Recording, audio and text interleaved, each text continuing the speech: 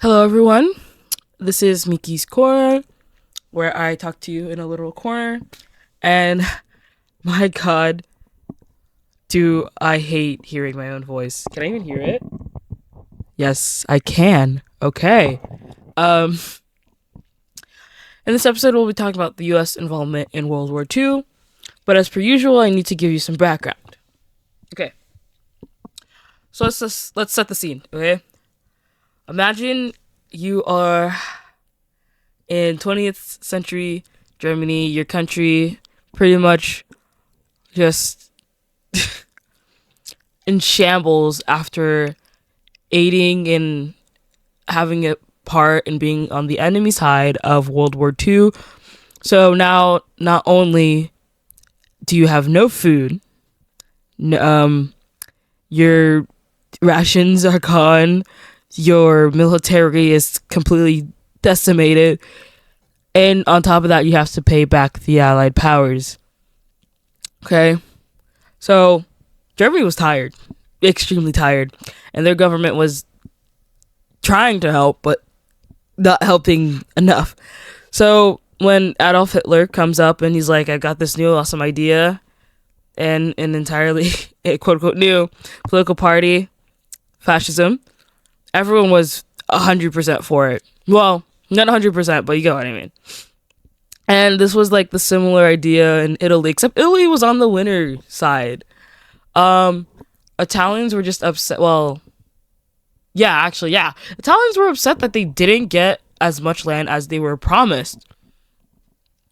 And Italy just wanted more land for the Italian people, and they felt left out. And like I mentioned before, the Allied powers didn't give them as much as they wanted, so they were 100% ready for war, right?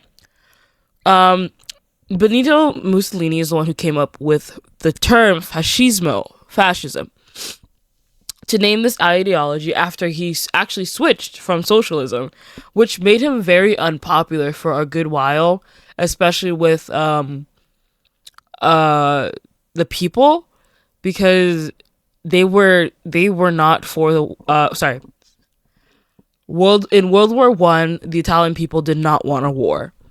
So these were the socialists, but eventually Mussolini was like, wait, war could be really good. So he switched to fascism, which made everyone pretty much hate him. But but away from that, Germany, like I said, was straight up tired, like I mentioned before, and they also wanted more land for the Aryan German people, so they wanted a war too. And they kind of wanted payback. So then, 1939, September 1st, Germany invaded Poland. Then a year later, Mussolini joins the war as well.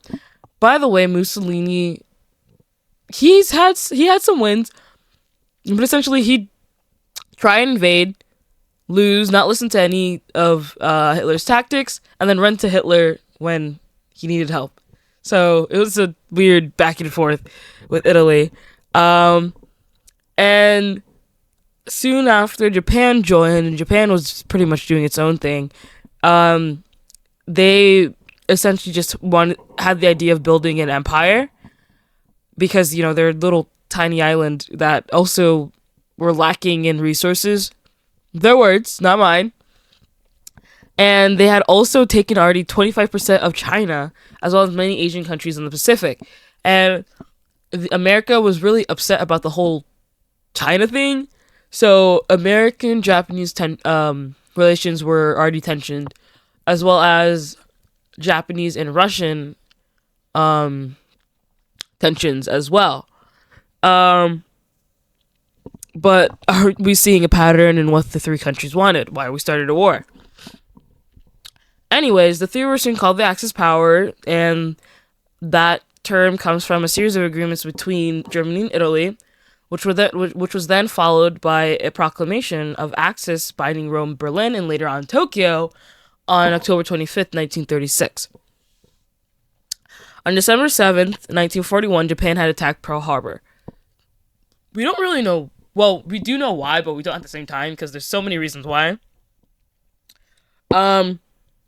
But Japan just politically just had its own interest of doing so. They needed resources, oil, and they also hated U.S. embargo policy, and they just straight up didn't like the U.S. And personally, I think they also did attacked Pearl Harbor because they were trying to do what Germany did in the First War, which was prevent the U.S. from joining the war, but clearly that didn't work. Like, you think they'd learn the first time when they tried that, and they got bodied. Well, you think they'd learn from Germany trying that and then getting bodied, and then they, yeah. Um, but the Japanese, in a 2-hour attack, sank or damaged 18 warships, destroyed 164 aircraft, and over 2,400 servicemen or civilians lost their lives. The next day, President Roosevelt goes to Congress and he's like, hey, we should go to war. And pretty much everyone but one agrees. 3 days later, Germany and Italy declare war on the United States. Now, the U.S. was officially in a world war. The United States needed to quickly raise, train, and outfit a great military force while at the same time finding a way to provide material aid to Russia and Great Britain. Well, Soviet Union and Great Britain. And then in the months after Pearl Harbor, the nation was able to mobilize human and material resources for war. While at home, the U.S., in fear of Japanese invasion from the West Coast, had rounded up all the Japanese Americans living on the West Coast, confined them into internment camps. And then on top of that, they also did that with German Americans, Italian Americans, Hungarians, Romanians, and Bulgarians.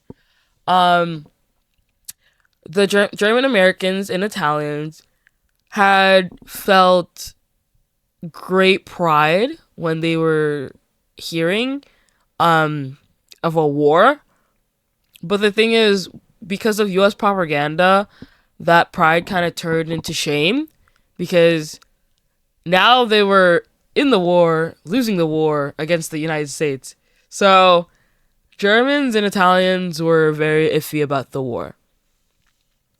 But anyways, back on the fight. By 1944, America was leading the world in arms production.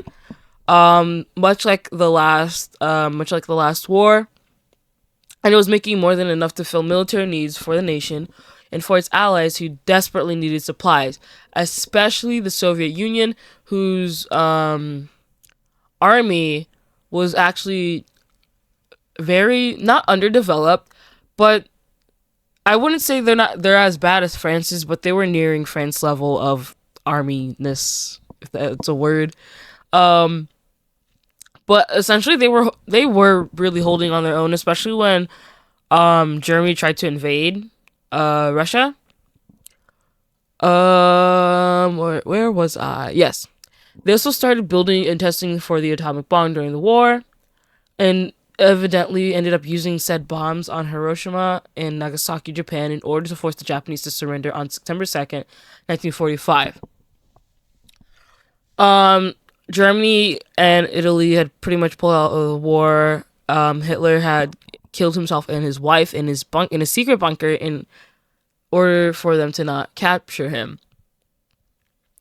But despite Italy and Germany pretty much not being in the war, Japan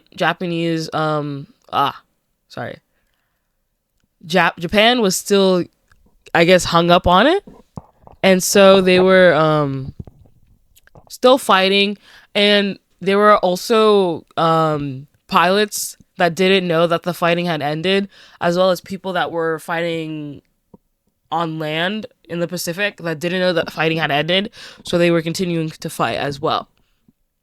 Soon after the atomic bomb. And something I think why we tend to move on from Japan being in the war and committing atrocities around the Asian Pacific area is because they started to come out with cars like the Toyota, and they also started coming out with anime pretty much as a distraction to as a distraction to everyone knowing about like how they were pretty much like the most horrible people out there. And their atrocities were so bad, especially in Korea, that even to this day, there's still cities, areas in South Korea, at least, where they don't allow Japanese in. They have signs that says no. It says no Japanese allowed. Or the slur term for Japanese, no for allowed. And there is a huge sentiment as well against the Korean people with the rising sun. So for example, there's this anime called Demon Slayer where the main character has the rising sun on its earrings, and when they were in the showing in Korea, they changed the design on it because it's that bad. And people also now tend to get tattoos of the rising sun because it quote unquote looks good, but they don't really think about what really happened with the Japanese in the World War, just the Japanese in general. Yeah. Those are my thoughts, I guess, on why we are suddenly romanticizing Japanese not too long after, because they were also making video games, and yeah, and making things like Nintendo. But yeah, that's the end of this second episode of Miki's Corner. I hope you guys enjoyed this episode, and I hope to see you in the next one. Bye!